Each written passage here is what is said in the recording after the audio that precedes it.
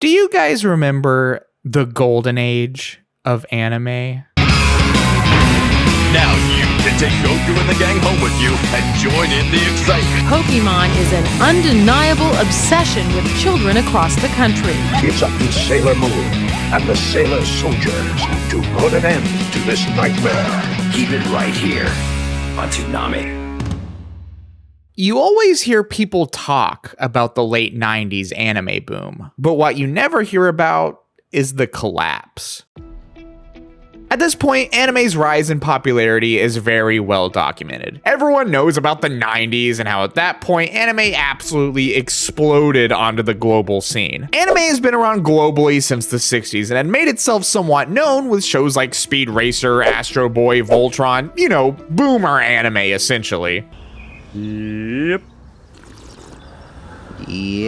However, it wasn't until the late 90s and early 2000s that anime had become much more present in the pop culture consciousness. Not just as cartoons, but specifically as animation made in Japan. And from there, most people would probably tell you that anime would only continue to grow until it eventually blossomed into the absolute behemoth of an industry that it is today. But I'm here to tell you that's actually not entirely true. And I can't really blame anyone for thinking that because I would have told you the exact same thing. That is, until I stumbled upon this little article written last year by anime industry analyst Tadashi Sudo, which actually helped serve as a huge inspiration for this video. So if you want to check it out for yourself, I will provide a link in the description below. And this article basically expanded my mind and awoke me to the truth about the anime industry that I had been previously blind to. And that truth is that the anime boom from the late 90s to early 2000s was in fact a bubble that was being pumped relentlessly until it burst by the late 2000s. But whoa there, Speed Racer. Let's not get ahead of ourselves. Before we can truly understand how the 2000s anime bubble had popped, we first need to understand how it even became a bubble in the first place. And to do that, we need to rewind back to that golden era we had talked about,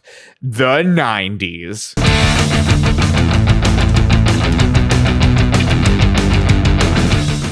Everything was totally radical back then. It was the age of Furbies, $3 Big Mac meals, and this hot new thing called Pokemon. In 1998, the Pokemon anime officially aired in the US, and thus every little kid in America began to froth at the mouth. As if that wasn't enough, the same exact year, both Dragon Ball Z and Sailor Moon aired on a new little programming block called Toonami. How any little kid was able to survive this overload of hype is beyond me. I mean, I lived during it and I can't even remember. Honestly, I'm pretty sure I just blacked out. It cannot be understated how integral Toonami was to the growth of anime in the West, continuously bringing in countless new shows like Gundam Wing and Naruto. With the popularity of these new shows, as well as truly groundbreaking films like Princess Mononoke and Spirited Away, Japanese studios were seeing a new unprecedented uptick in revenue from this new overseas audience. And one of the major driving forces behind this increase in revenue was the advent of a brand spanking new technology, the DVD.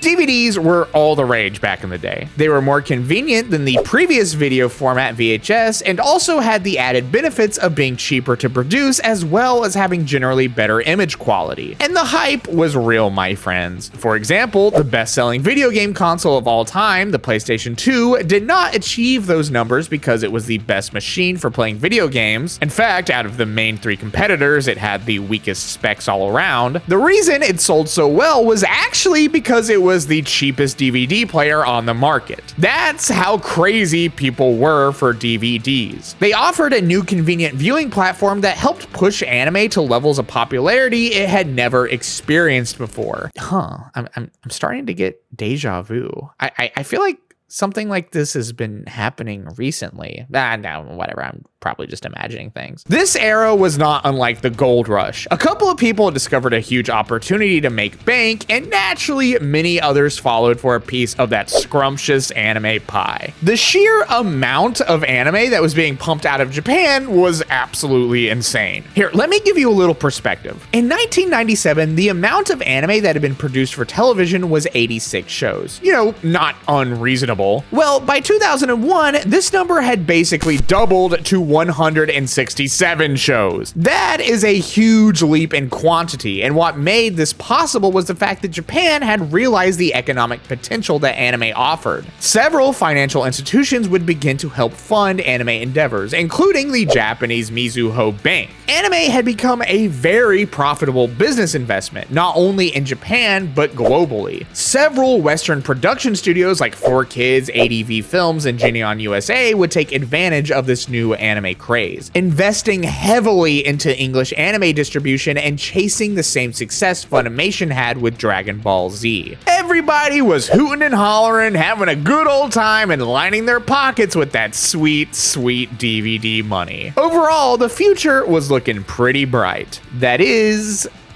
until everything fell apart. Excuse me, what? We've seen this before in other industries. For instance, look at cryptocurrency. When crypto goes parabolic, rationality takes a back seat and raw emotion takes the wheel. The market feels like a cheat code and everyone thinks they've cracked it. But parabolic growth is never sustainable, especially when paired with reckless spending. And this was no different for anime. Western anime distributors were getting greedy and buying up tons of shows for high prices, just hoping that anything would stick. And this would only exacerbate what had become a flooded market. Remember that number I brought up earlier? 167 shows per year? Well, by 2006, that number had risen to 297. And distributors weren't the only ones getting greedy either. Retailers also had dollar signs in their eyes, eagerly stocking products on their shelves until they had excessive supply. If you're a millennial like me, you probably remember going to your local mall and visiting stores like Suncoast and Sam Goody to buy DVDs, right? Well, these stores were owned by a company known as Musicland, a major player in US anime DVD distribution, who within a 4-month period went bankrupt and closed 741 of its stores. This is what was considered the beginning of the end of the 2000s anime bubble. It wasn't long after that not only anime DVDs, but DVD sales in general were beginning to slump significantly, with the biggest drop being from 2007 to 2008. And there's 3 major reasons for this: video on demand, digital rentals, and of course, good old anime piracy.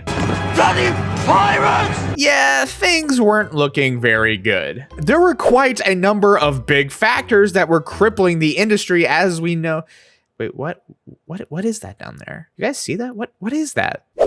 Oh. So if all of that wasn't enough, the Great Recession was also happening during this time, largely caused by the US housing market crash of 2008. And then that happens. What is that? That's America's housing market.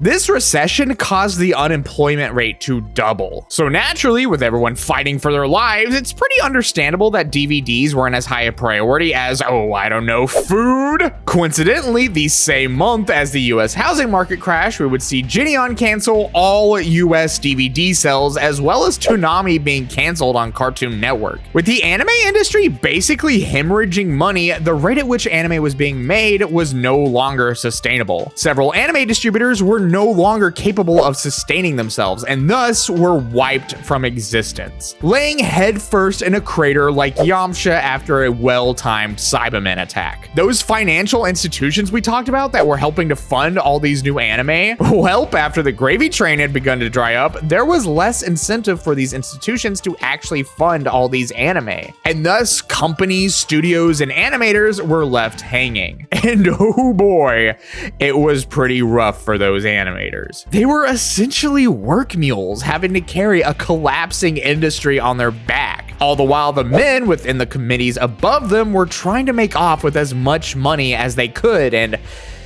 I'm getting that weird sense of deja vu again. I swear, I've been feeling it the whole time I've been talking about this. It's just so bizarre. Well, anyway, the market was no longer in a growth period. The amount of new anime titles would drop dramatically. Late night anime would suffer, especially because of their reliance on DVD sales. Companies that had seen unprecedented growth during this period would begin to crumble. As Japanese companies scaled back their presence abroad, especially in North America, a cascade of bankruptcies swept through the anime industry back home in Japan. Things were looking pretty dire. Despite that, however, it feels like at the time, no one really even noticed. New shows kept airing, fans kept watching, and the illusion of stability stayed intact. Ultimately, despite the bubble bursting, anime did survive. So why is that exactly?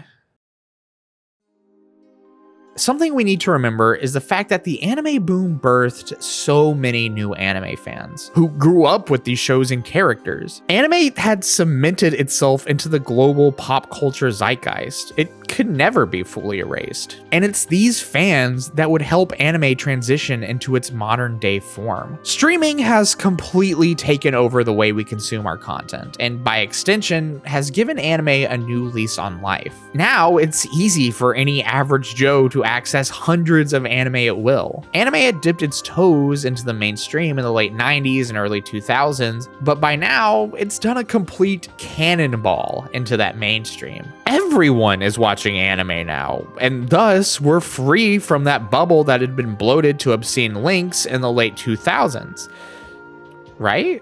Okay, so I've been kind of alluding to this throughout the video, but a lot of the points that we've been going over are eerily similar to what we're seeing today. Anime helping to promote and sell a relatively new media distribution method, out-of-touch business committees trying to make as much anime as humanly possible, animators being treated like trash to sustain this growth. It's all stuff that we're seeing today. Now, granted, I can't say for certain that we're currently living in a new anime bubble. Obviously, not everything is the same. Streaming is not DVDs, piracy has existed for a while at this point, and as of recently, yes, the Japanese government is trying to find solutions for the abuse animators are going through. Obviously, not everything is one-to-one, but it does make you think, doesn't it? That being said, anime is a cultural norm at this point. It's hard to imagine it ever fully going away. When asked about what another potential bubble bursting would look like, Justin Savakis, the founder of Media OCD as well as Anime News Network, had this to say. Probably having the number of new shows each season, which is still 50. We might not even notice. And all I have to say to that is, wow, that actually sounds kind of nice. Cutting the amount of shows in half each season? Maybe I can finally get caught up on all my anime for once. Can this new bubble burst already, please?